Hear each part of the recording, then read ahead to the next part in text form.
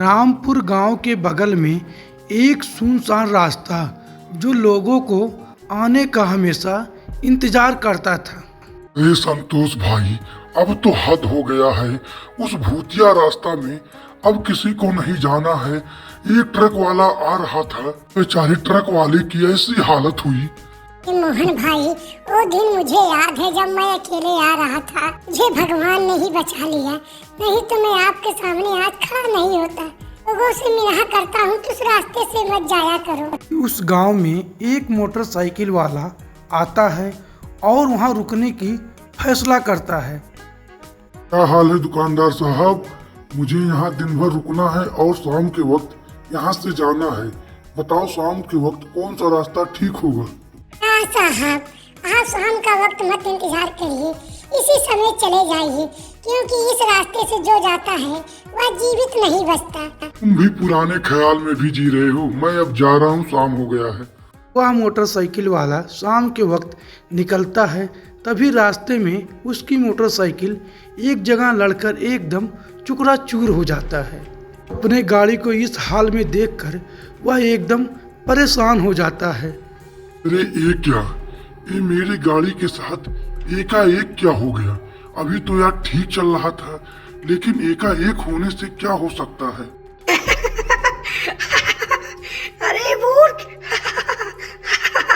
अभी तुम्हें जिंदा नहीं बचेगा। मैं कह रहा हूँ मेरे रास्ते से हट जाओ। मैं तुम्हें कोई आम इंसान नहीं दिख रहा हूँ। मैं तुम्हें अभी भस्म कर दूंगा। मैं इस गांव में तुम्हारे लिए ही आया हूँ। तुम क्या मेरे को भस्म करोगे? अभी मैं तुम्हें मजा चखाता हूँ। मैं कितने लोग को मजा चखा चुका हूँ। तुम अपने आप को क्या समझते हो? जो इस रास्ते से गया है वह जीवित नहीं बचा है।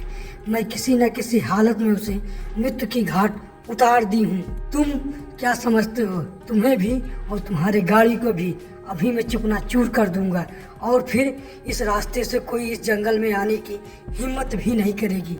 ले, मैं तुम्हारी गाड़ी को अभी चूर कर दिया। ले भाग। कहाँ भागता है तू? अरे रुक, मैं तुम्हें कहीं नहीं छोड़ूंगा। भाग कर तू जाएगा कहाँ? रुक, अरे रुक, तू जाता कहाँ है? अभी मैं तुम्हें खा लेता हूँ। अभी वो चुड़ैल उसके सामने कीला काठी फेंक देता है और वह वहीं पर रुक जाता है, और रुकने के बाद फिर वह सोच में पड़ जाता है। उस सोच में मत पड़, तुम्हारे पास जिंदगी कुछ ही क्षण की बची हुई है। वह इंसान हार मानकर अपनी विद्या को अपने सामने प्रकट करता है। हे मेरी शक्ति, हे मेरे ज्ञान की दीपक, हे मेरे रक्षाधारक, इस चुड़ैल को इसकी औकात की सबक सिखा, और इतनी सबक सिखा कि आने वाली 7 पीढ़ी इसकी आत्मा बनने की तुष्ट न करे। अब वह चुड़ैल एकदम जल कर राख हो जाती है, और वह इंसान एकदम उस सुनसान जंगल में एकदम बेहोश हो जाता है। तभी गांव वाले उसके पास आते हैं और उसकी इस अवस्था को देखकर वह सोच में पड़ जाते हैं। गांव वालों, देखते हो ये इंसान बच कैसे गया? अब लगता है कि वो चुड़ैल की अंत आ गई है, नहीं तो यह इंसान बचता नहीं, एकदम गायब हो जाता। दोस्तों, ये मेरी छोटी सी कहानी अगर आप लोग को अच्छी लगी हो तो मेरे इस वीडियो को लाइक और चैनल को सब्सक्राइब ज़रूर कर दीजिएगा, जिससे मेरा हौसला बना रहे। मैं आप लोग को कहानी के माध्यम से एक नया वीडियो लाता रहूं। दोस्तों, फिर मिलेंगे अगले वीडियो में। तब तक के लिए नमस्कार।